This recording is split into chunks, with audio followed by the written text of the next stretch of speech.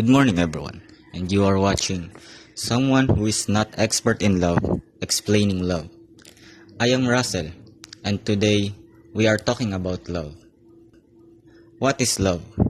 You might think about the song What is Love from the K-pop group Twice. Nayeon is my bias.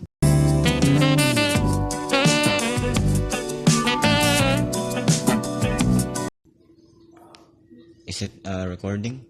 Yeah, okay. You might think about this song from Twice, but you are wrong. Love is a magical thing that happens every day. It is caused when a person or an animal takes such interest to something like a person, animal, or a thing or hobby. So much interest that it could positively and even negatively affect its physical and psychological life.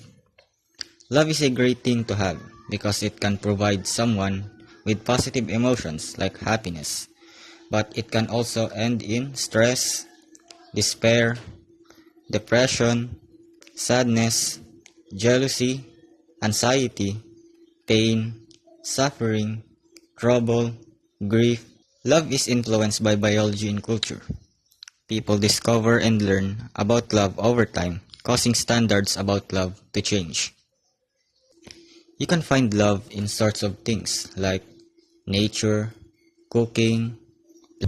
So, para magluto ng itlog, kailangan nyo ng itlog, playing instruments,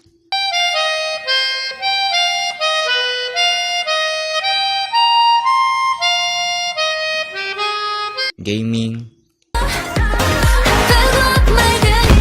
in your beloved pet, or even in your classmate.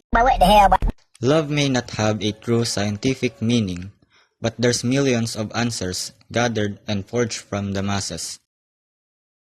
Some might say love is caring for someone else deeply and unconditionally. Others might answer that love is finding someone that brings out the best. And a lot might say love is all about praying and believing in the Almighty. But for me, someone or something that makes you happy, makes you cry, and someone or something that can give you experiences to make you a better person is love. Again, I am Russell, and this is Someone Who is Not Expert in Love, Explaining Love.